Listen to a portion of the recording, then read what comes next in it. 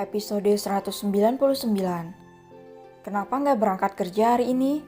Dapi menelan ludahnya mendengar pertanyaan pelan Leni. Dapi tidak pernah tahu seperti apa perasaan Leni padanya akhir-akhir ini.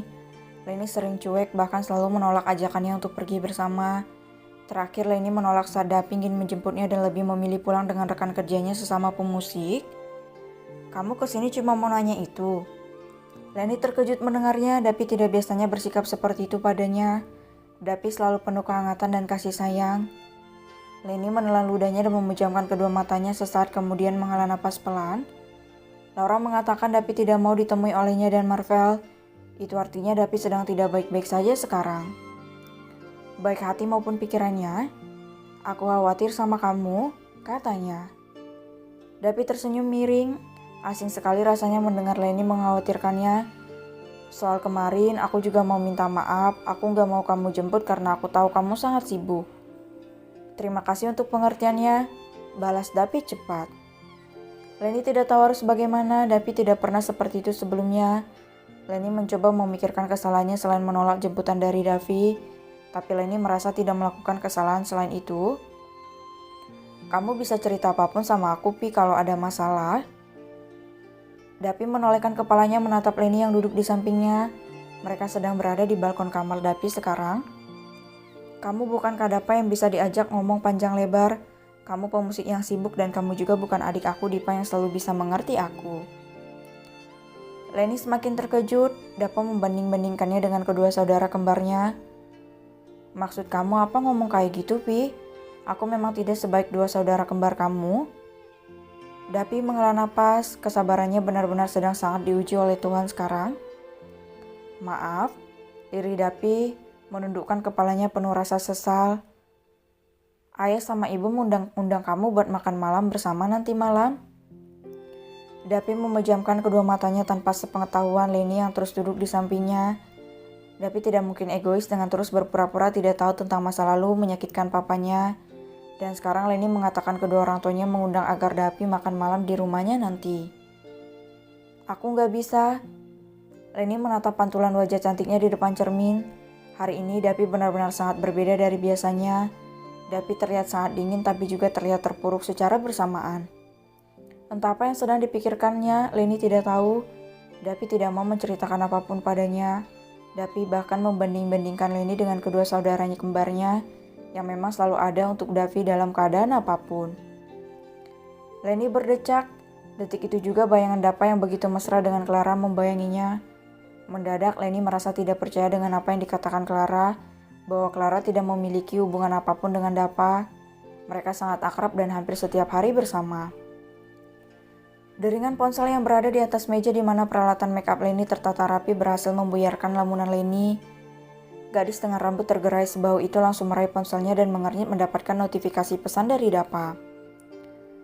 Penasaran, Leni pun segera membuka pesan tersebut dan terkejut ketika Dapa mengatakan lewat pesan singkat bahwa dirinya sudah berada di depan gerbang dan sedang menunggunya. Malam-malam begini, tapi untuk apa? Leni bangkit dari duduknya di depan cermin kemudian melangkah menuju dinding yang terbuat dari kaca di kamarnya untuk mengecek kebenaran dari pesan yang dikirimkan Dapa padanya. Benar saja mobil mewah pria itu berada tepat di seberang gerbang tinggi menjulang kediamannya. Apa mungkin Dapa mau membicarakan tentang Davi? Leni tampak berpikir sebentar. Leni merasa bimbang harus menolak atau turun menemui Dapa sekarang. Apa tidak apa-apa? Satu notifikasi lagi masuk di ponsel yang masih digenggam oleh Leni dan itu tetap dari Dava. Aku tidak punya banyak waktu. Gumam Leni membaca pesan yang dikirimkan lagi oleh Dapa untuknya. Leni menghela napas. Gadis itu kemudian memutuskan untuk menemui Dava yang masih stay menunggunya di depan gerbang. Mau kemana, nak? Leni menoleh saat mendengar suara lembut Ariana. Gadis cantik dengan piyama motif bunga-bunga itu tersenyum. Aku mau ke depan sebentar, Bu, jawabnya. Ya sudah, jangan lama-lama ya. Angin malam gak bagus buat kamu. Leni menganggukkan kepala dengan senyuman manis di bibirnya kemudian melanjutkan langkahnya menuruni anak tangga untuk menemui Dava. Tok, tok, tok. Dava menoleh mendengar ketukan di kaca mobil mewahnya. Melihat Leni yang berada di samping mobil mewahnya, Dava langsung turun. Hai, senyum Leni menyapa. Dava hanya tersenyum tipis menanggapinya. Pria itu kemudian melangkah dan berhenti tepat di depan mobilnya. "Ada apa?" tanya Leni pelan. Dapa menghela napas, jantungnya sedang berdetak sangat cepat karena ada Leni di sekitarnya. Tapi Dapa berusaha untuk bersikap biasa saja. Dapa juga terus meyakinkan hati dan pikirannya dengan bisikan bahwa Leni adalah kekasih dari adik kembarnya. "Aku yakin kamu tahu semuanya." Leni mengernyit tentang Davi. Leni benar-benar tidak tahu apapun. Davi tidak mau terbuka padanya. Davi tidak mau menjawab pertanyaan aku. Aku pikir, bukan tentang Davi, potong Dapa dengan suara tegasnya. Leni langsung bungkam, entah apa yang dimaksud Dava jika bukan soal Davi. "Ini tentang masa lalu orang tua kita," kata Dapa kemudian. Leni menelan ludahnya. Leni memang tahu semuanya dan Leni tidak bisa menyalahkan kedua orang tuanya. Menurut Leni wajar jika seseorang manusia membuat kesalahan, asalkan orang itu mau sadar dan mengakui semua kesalahannya. "Aku yakin kamu tahu." Leni menahan napas sejenak kemudian menghembuskannya pelan.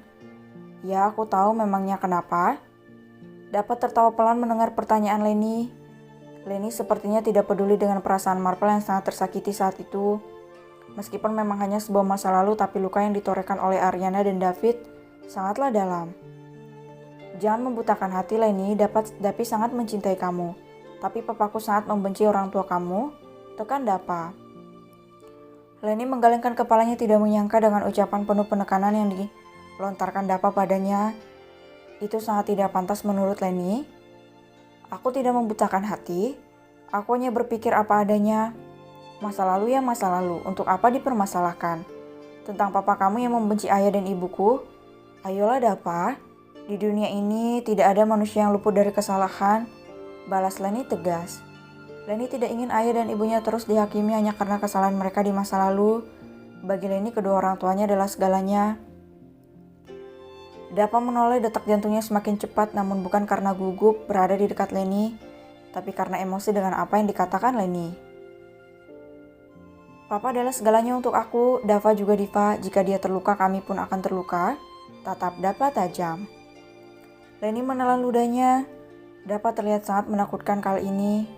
"Dengar Leni, kalau kamu tidak benar-benar mencintai adikku, jangan mempermainkannya. Aku tidak akan diam jika sampai adikku terluka. Cukup ayah dan ibu kamu yang melukai papaku, tapi kamu jangan sekali-kali melukai adikku." Dada Leni kempang-kempis. Leni sendiri tidak tahu perasaan apa yang dia punya untuk Dapa. Leni merasa nyaman setiap bersama Davi, tapi saat di depan Dapa, Leni merasa sangat gugup.